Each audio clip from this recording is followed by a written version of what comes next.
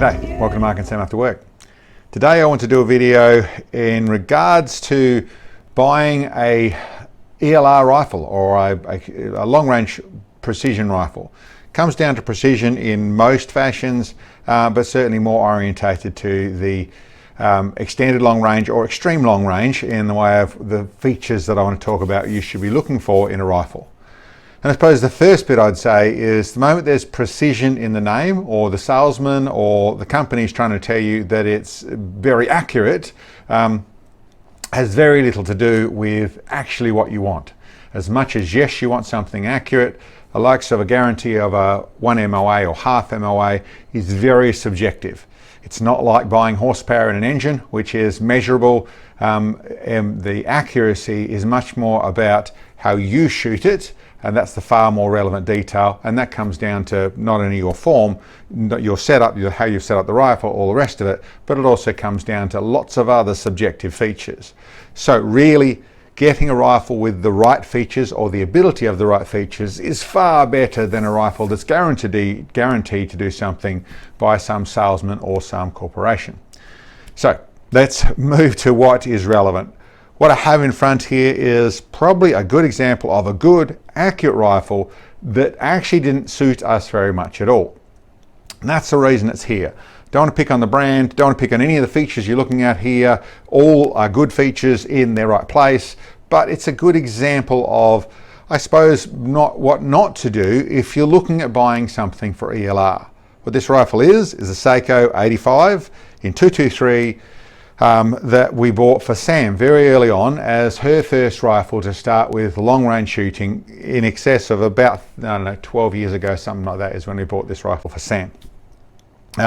It started in a very nice wood stock. It didn't have a muzzle brake on it. We had a different scope on it. Really nothing other than the barrel and the action, which are still the factory ones that we purchased. But even at that stage, we knew enough we wanted to shoot long range. So we got the varmint barrel in the 1 in 8 twist. There was a different barrel in I think it was a 1 in 12 twist, which suited your hunting sort of stuff, and lighter weight barrel for lighter bullets. We knew we wanted to shoot the heavy bullets, so it was 1 in 8 twist and a varmint barrel. We bought the Seiko because it was known to be very accurate, very smooth action, all that sort of stuff, really good. And we spent a little bit more money on it with a really nice Seiko stock on it. It was a really nice rifle, and it shot well for where we started. But then as we started to go further, we found we ran into some issues in trying to take it to where we were going. And that's why I want to use the example of this rifle. Don't want to pick on the Seiko 85s. They're great for their job. They don't suit what we did as much. And I suppose that's what I want to point out as to what you should be purchasing when you're purchasing something for long range to extreme long range precision, and the level of what matters to you is the level of what matters to you, so take of this what you may. But let's start with what we did. What we did right to start off with, we'd already selected a cartridge. So the 223, that was going to suit Sam, didn't have too much recoil, it's going to be reasonable to shoot that side of things, but we all wanted to shoot long range, so we went to the heavier range of what we could get. We were always going to hand load, that was always where I was going to go, but we started where we get box ammo, so Sam could do a fair bit of practice with something that was a 75 grain, I think it was, that we're going to shoot through it. So we knew then we could select the barrel and what we wanted. It was a 24 inch, which is going to be pretty good, 1 in 8 twist, varmint barrel, so heavy barrel. That all seemed to be really nice, and then we're going to grow from there. So, and that is the first thing you should be looking at, obviously, in purchasing a rifle, is working out a cartridge. Some people call it a caliber, but it's a cartridge or a chambering that suits you, and then work out what sort of bullet you're going to run in that type of thing. That starts to give you direction on what the barrel should be to suit what you're talking about. So that's relevant. That gives you a barrel length roughly and a barrel twist, the style of barrel you're going to run. The action, listen, in all truthness, in actual accuracy and smoothness and all that sort of stuff, yeah, there's some bad stuff out there, but largely all brands come up with something reasonable. It's not something to get brand picky about by any means. They all come up with something reasonable, but there are some features to keep in mind. The first feature to keep in mind on that side of things is what you can actually get in the way of chassis and bits and pieces to suit that. So unless you're buying exactly what you're going to stay with, if you're looking at being able to move things at all, if you're buying it and this is it, that's done, then it doesn't really matter at all. Once you look at, okay, I might be going to grow with this, and if it's a first rifle, then that's probably where you're going to end up. You want to be able to take to another step from the budget you started from, or from the place you started, regardless of what you spent. So something like a Seiko is harder to get chassis for. Even their really good stuff and their TRGs and the M10s and that sort of stuff, very hard to get chassis for that type of thing. In the Remington 700 stuff and the clones of Remington 700, very, very easy. In the Howell range, fairly easy. In the Seiko, the Savage range, fairly easy. The Tikka range, there's more of them. They're becoming more popular now, so there's more of them in the Tikka range. So that's something that, and there's other brands obviously I haven't listed. I'm not going to try and list every brand every time. It's a case of do a little bit of research so you know you've got options. Not you need them, but you've got options. Same thing when it comes to your action is both your trigger. Something like a Seiko's got a good trigger for sure, but do I have options to go further? So making sure there are options to go into that in the likes of Timney or the likes of Jewel or likes of whoever it is does things. Once again, very easy with the Remington 700 and a clone or something made to take the Remington 700 trigger. And then the other brands, yeah, there is different choices, but do some research on that type of thing. Another feature is the scope rail, which is something I'll get into. Well, I suppose we'll go on that right now. Realistically, making sure that you can get bolt-on rails from is very, very important in the ELR side of things. The simple logic of which this is very challenged on, being a Seiko 85, very challenged on, because really with the moment we go into from probably up from long range into extreme long range, where you then want to use all of the internal elevation of your scope. Been through it many times, but if you've got 120 minutes of internal elevation in your scope, in extreme long range, you're going to want to use every bit of that. If you just bolt it on the rail that's there, whether it's 0 or it's 20, you're not going to be able to use that internal elevation. You need to have generally half of the rail, half of your internal elevation, so 120, half of that is 60. We need to get that much scope cant into it. Various ways of doing it. You can get, this is a uni mount, you can get them with angle on them. You can check out your bases, as your rails I should say, we can get on them. There's all sorts of different options, but making sure that the action you're getting can take something and doing your research there is super important. It's an absolute must with ELR, that you can get a scope rail and base combination to get the cant you want on it. There's adjustable stuff and all that type of thing, but if you start where you know you can get the maximum that you need to out of it, if you start in that place, it's a lot better place to be. And to me, it would change which rifle I'm going to get, making sure that I can at least get something custom made, because that isn't conceivable, some of it as well. So that's the scope rail on top here. Very important that that can work the way you want it to with the combination you want it to go with. So that's really your action, what matters on that side of things. And that was, in this case, once I come back to this one here, quite a challenge in all the places. We got done what we needed to, but that was reasonably challenging. This one also, 85, has got the advantage for hunting. It's a control feed, which means you've got to pull it right back. It doesn't just spring out, so it's not a push feed, it's a control feed. Which, listen, works fine for hunting, works fine for most stuff, but this ends up a little challenged, so people know these little fellas, they end up a little bit challenged at brass extraction. Doesn't tend to fall out, you do a lot of fiddling around with it. That's more a forum thing. I'm not trying to pick on the Seiko 85, but just make sure, just do a little bit of research on how the functionality of it is, other than accuracy, how the functionality of everything is. Okay, so that's the action. This one we bought, had no muzzle brake, I had to thread it. If you're going to look for, especially in the ELR world, making sure you can get a muzzle brake on the front of it is important.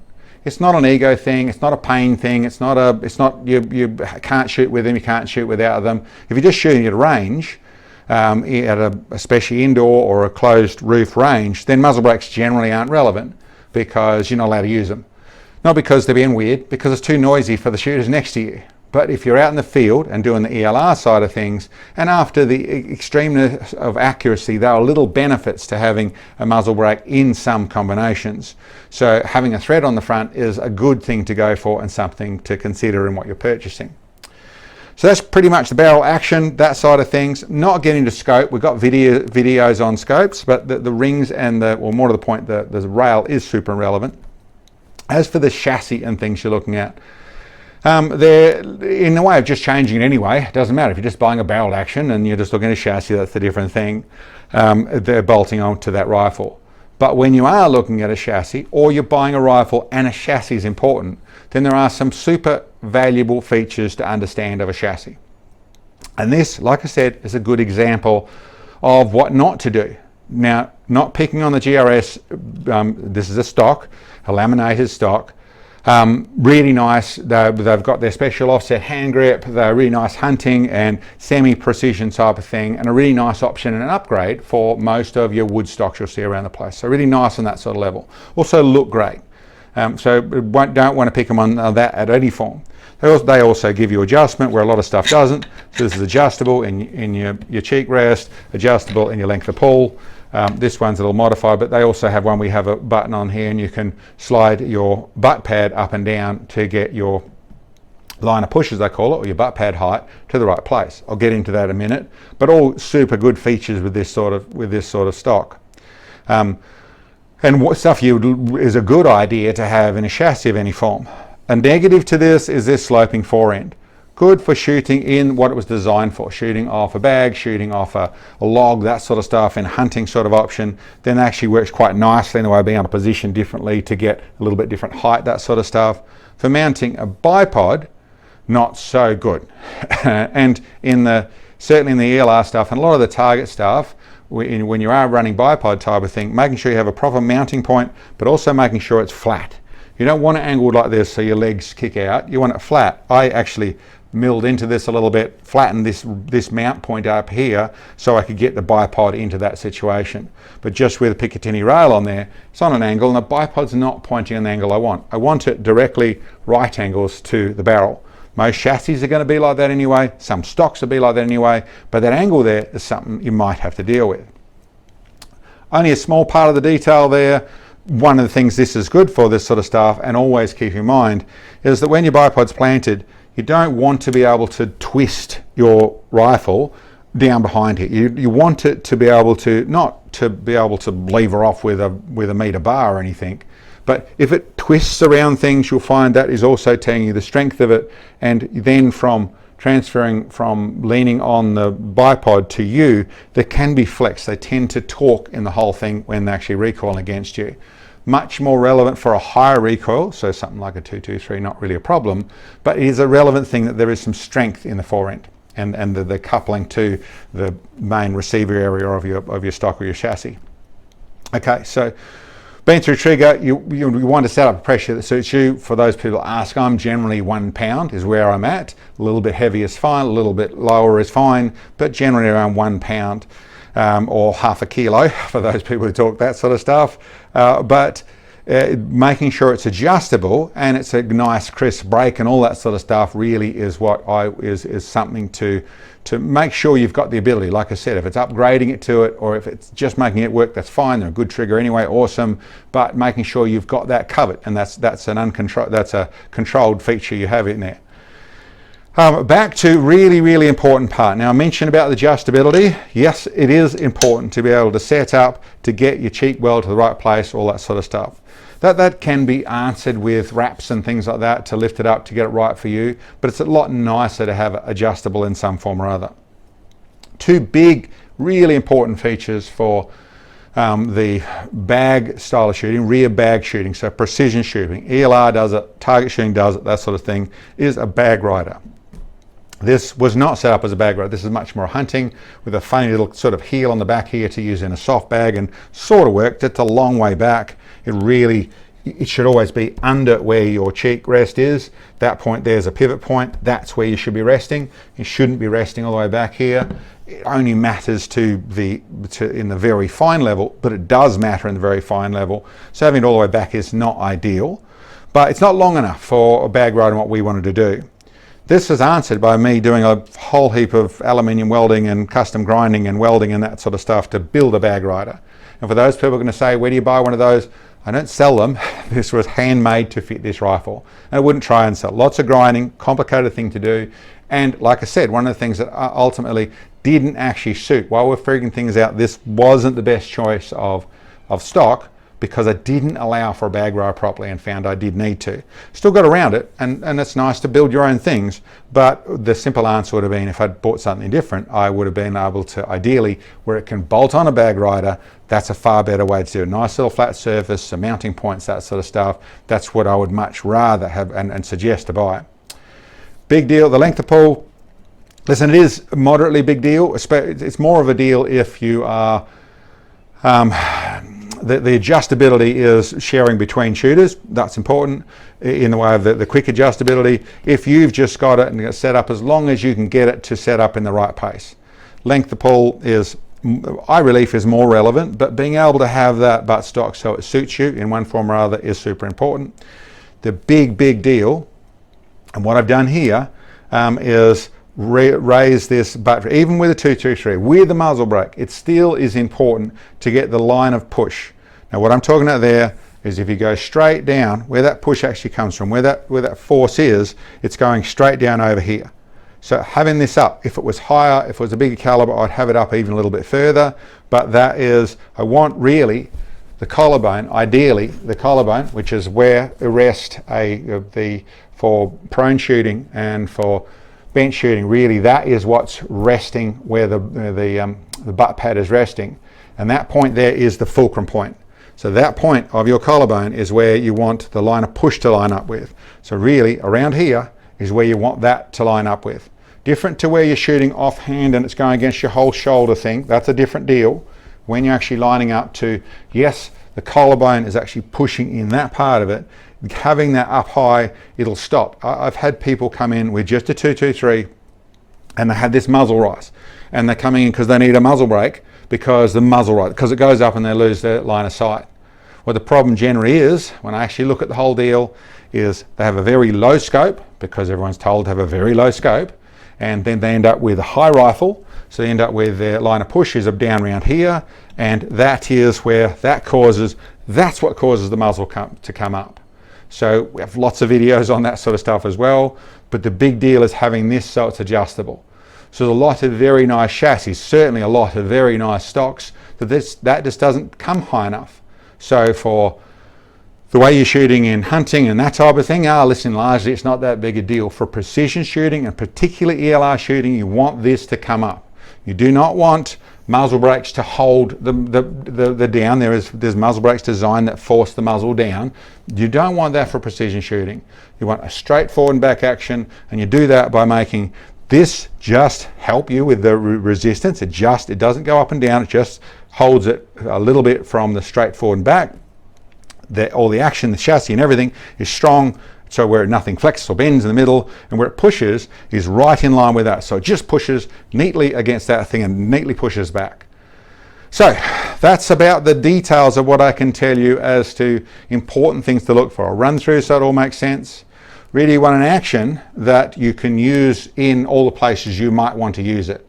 Like I said, if it's just in that rifle, that's all you want, then that doesn't matter. But you want to make sure you've got choices with that type of thing. You want the action to be able to suit the triggers that you might need to run. So great trigger, doesn't matter, okay, but it's the thing you need to have covered.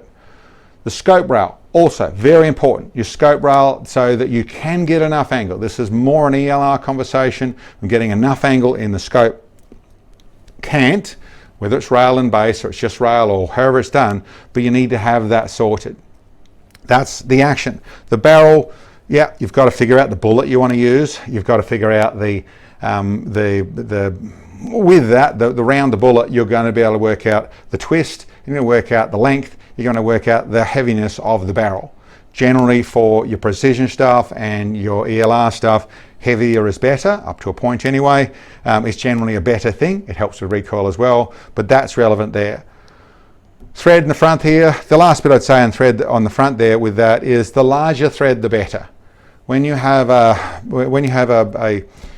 300 Norm Magnum and it's only got a 5/8 by 24 thread up the front there, listen, it's okay, but it's not really good enough. It should be up bigger. It should be a 3/4 by 24 or a 19 by 1. It should be a bigger thread on the front there. All that force, that hammer blow, is being held by that little thread. It's not about the muzzle brake breaking off, it's about the end of the barrel being flexed, that last bit of rifling being flexed when it goes bang. So heavier is better. Muzzle brakes, that's a different thing. They come with them. Not many factory muzzle brakes are great. That's another conversation altogether, but that's the front end. The stock and what it is, the making sure you've got a good mounting point for a bipod. We have our own bipod system, which is another level again, but as long as there's a good direct right angles mounting point for a bipod on the front here, that's going to work well. And then down the back here, you really need to have something where you make sure you can get your cheek riser in the right place. You make sure you have the ability to run a good bag rider on it in some form or other. It's got one or it's able to be bolted on, and you have an adjustable butt pad, or the butt pad's at the right height. If you've got it to where it's lined up to where basically you want probably 1/2 inch to 3/4 inch over the line of push is where you want the tip of the butt pad to be.